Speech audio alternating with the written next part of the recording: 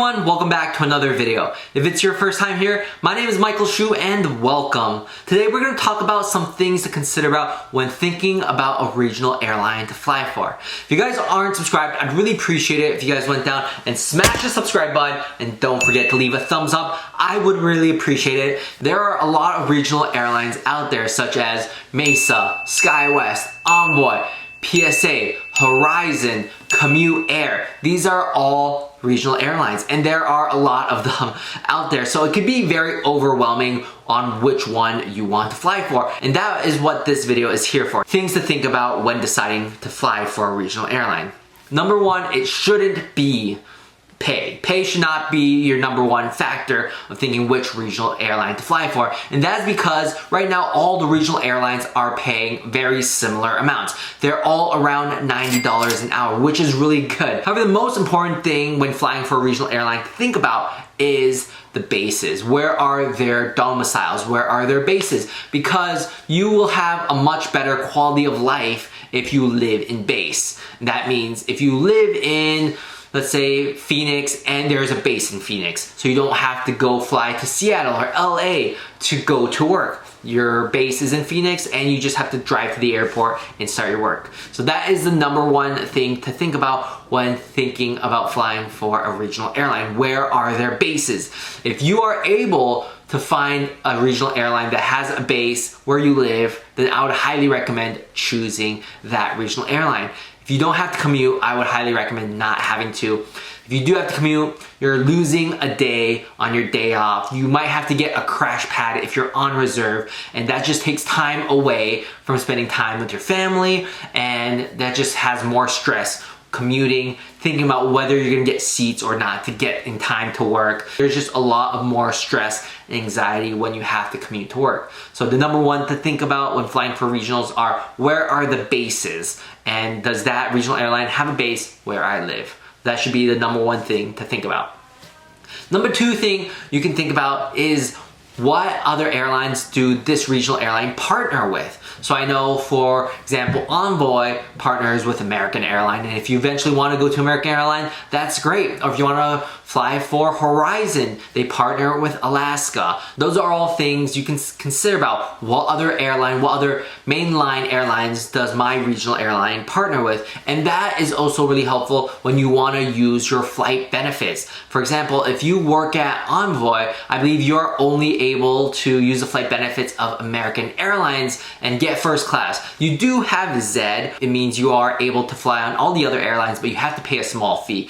But if you want to use the flight benefits and get first class, let's say, you can only fly the airline that partners with. So I know Envoy partners with American Airlines, you got Horizon partnering with Alaska, and then you have Mesa Airlines, I think they partner with United, and you got SkyWest, they're partnered with all of them.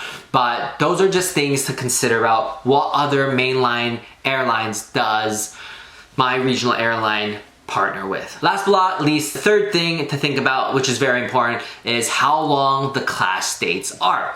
Because you could finish your 1,500 hours, get a conditional job offer to a regional airline, but their class date is not for 6-7 months out, which is a very long time. It could be good for some people. You want to take some time off after instructing 1,500 hours, you're exhausted, you want to spend time with your family, and you don't mind resting for 6 or 7 months until the airlines. However, there are some people, once they finish their 1,500 hours, they want to jump into airline training. They want to get that type rating. They want to start flying the airliner. So that could be another consideration. If you do have an interview with any of these regional airlines, go ahead and ask them, how long do I have to wait to get a class date? What are the average wait times for a class day? I think that is a huge factor going into which regional airline you want to fly for. Those are the three main factors to think about when you are choosing a regional airline to fly for. Number one is the base. Where are the bases of this regional airline? Is there a base where I live so I don't have to commute? And if there isn't,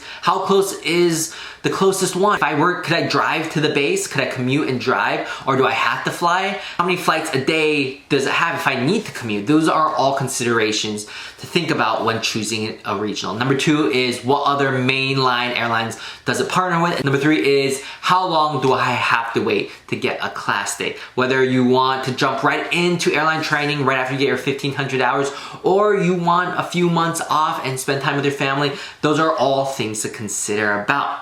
I'm currently working at a regional airline, and I gotta say, I absolutely love it. Those are all important factors that I personally have thought about when choosing a regional airline to fly for. I'm very happy at the regional airline I work with. I do not need to commute, which I am very happy. It takes me 20 minutes to get to work. The regional airline I fly for partners with mainline airlines, so I'm able to use a lot of their flight benefits, travel pretty much anywhere in the world I want to, and I didn't have to wait that long for a class day. When I finished my 1,500 hours in December, and I started my airline training in January, so I didn't have to wait that long. But those should be things you should consider out when choosing a regional airline. I hope this video was helpful. If you guys did, please go ahead, leave a comment. That's not a comment. Please go ahead, leave a thumbs up, and let me know in the comments down below which regional airline you are thinking about and which one you want to fly for. I'll see you guys in the next video. Bye guys.